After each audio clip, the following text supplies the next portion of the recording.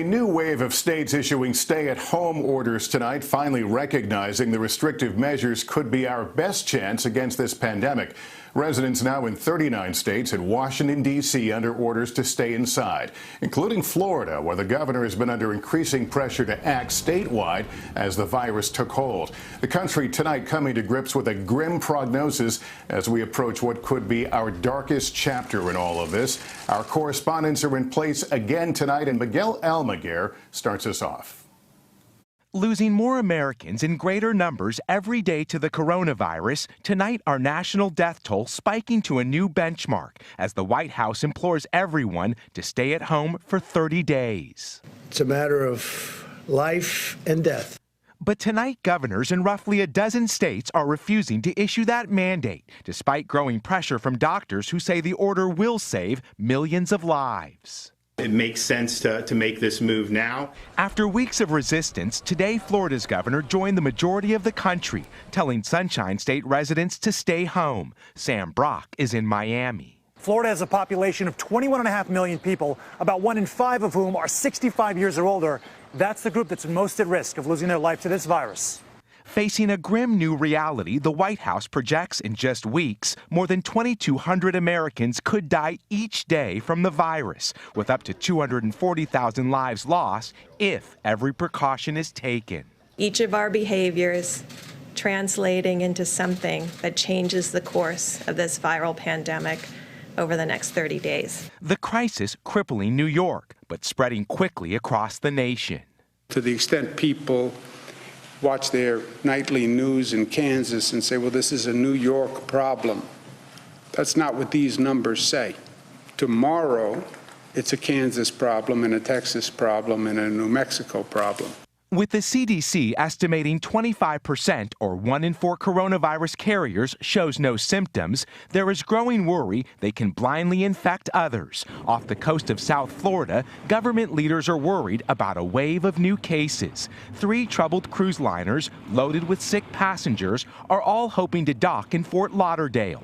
Meantime, in Guam, the USS Theodore Roosevelt, a wartime ship, is tonight at battle with the virus. Nearly 100 sailors testing positive, but thousands more are aboard. Once the virus gets on a ship like that, it's going to spread. As the number of new infections climbs, more of our nation is shutting down. In California, 6 million children not expected to return to school this year. In Arizona, the National Guard is delivering food, while in Oregon, ventilators are being delivered to medical centers. States that ordered residents to stay home early faring better than those who didn't. The good news is that states like Washington, like California, countries like Italy, when they leaned into aggressive mitigation, they're being able to flatten their curve. Bracing for the worst days still to come, at the Soldiers' Home in Massachusetts, 13 veterans who risked their lives for our country lost their fight to the illness. This episode is a gut-wrenching loss. In Missouri, 27-year-old Brittany Greco says she was hospitalized even though she's young and healthy. It is terrifying. I don't think there's any age where this wouldn't be scary. Tonight, our nation already exhausted by a fight that has just begun.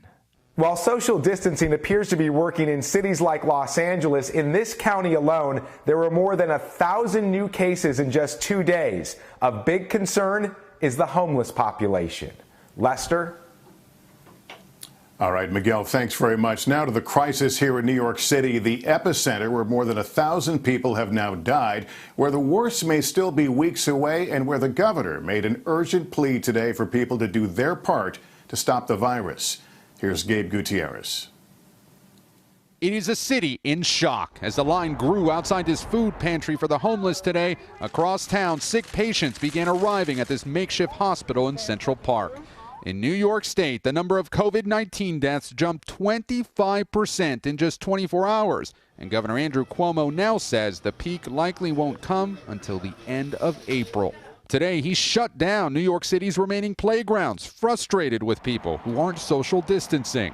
How reckless and irresponsible and selfish for people not to do it on their own. Who else has to die for you to understand you have a responsibility in this? On the front lines, exhaustion. Behind those big goggles, most of us are fighting back our tears while fighting the disease. Sion Faroux is an ER doctor in Manhattan. She served as a medic in Iraq and says this is worse.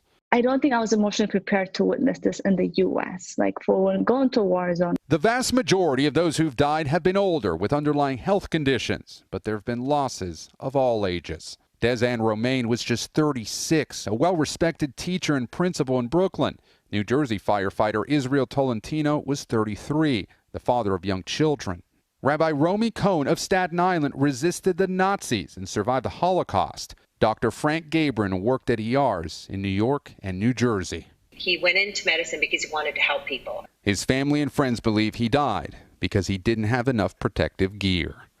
When the paramedics arrived, he was already stopped breathing. Gabrin was well known in the medical community, devoting much of his career to helping colleagues avoid burnout, even writing this book. It's absolutely heartbreaking to have to see the amount of people reaching out and talking about the difference that he made in their lives.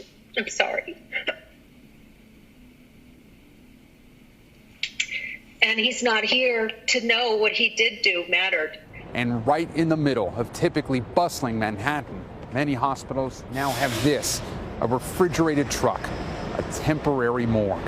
Sobering reminders of the growing emergency. Lester. All right, Gabe, thank you.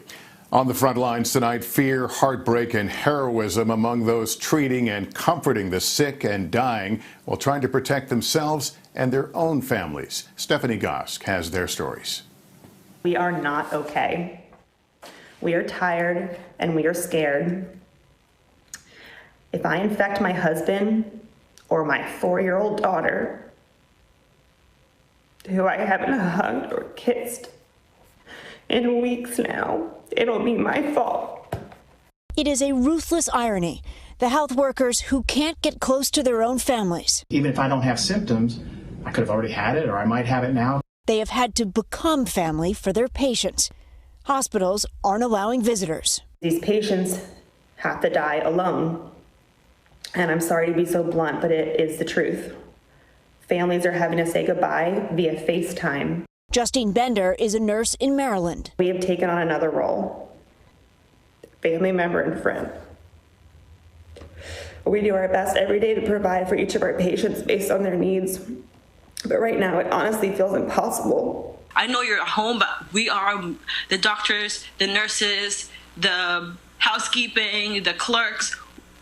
We are the closest to your family right now, and we're going to take care of them. Last week, an elderly man walked into North Shore University Hospital. We were pretty sure he had COVID. He was having trouble breathing. I said to him, what can I do? Who can I call? He said, can you call my wife? And he was too short of breath to talk to her. And I said, what can we tell your wife? You know, and he said, I just want you to tell my wife that I love her and I hope she's okay. And my intern and I walked out of the room and cried outside of the room. Less than a week later, he died.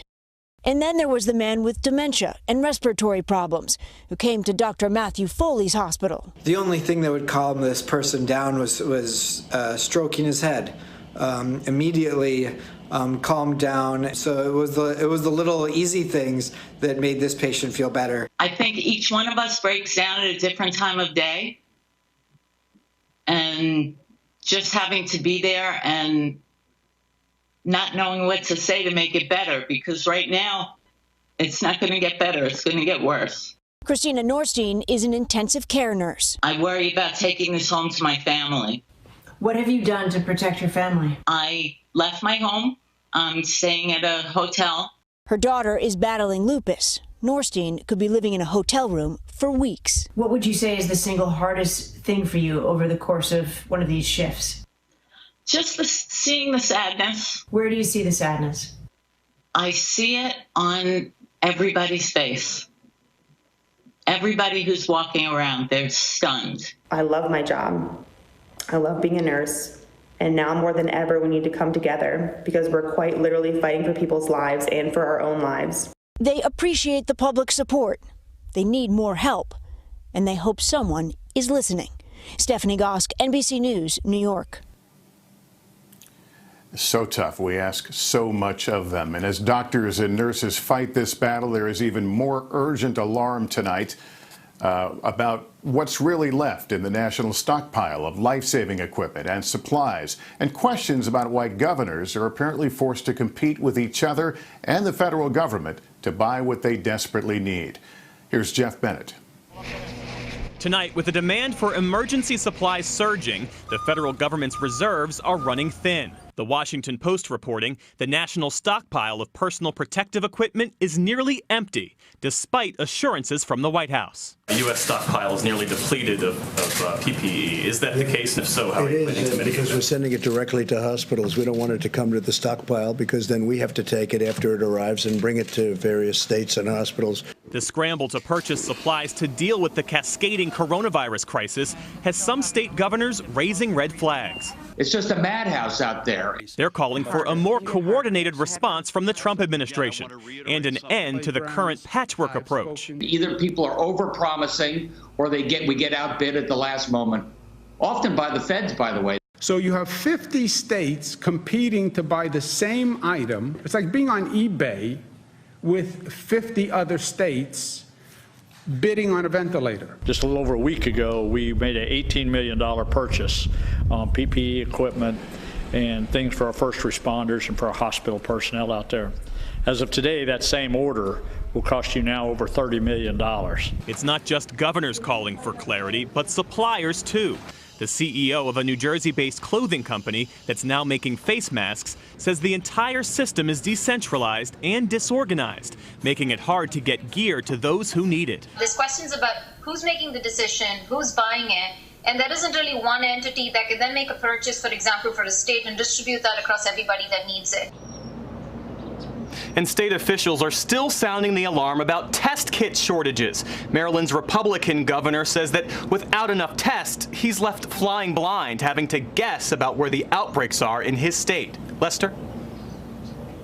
All right, Jeff Bennett at the White House. Thanks. Hey, NBC News fans, thanks for checking out our YouTube channel. Subscribe by clicking on that button down here, and click on any of the videos over here to watch the latest interviews, show highlights, and digital exclusives.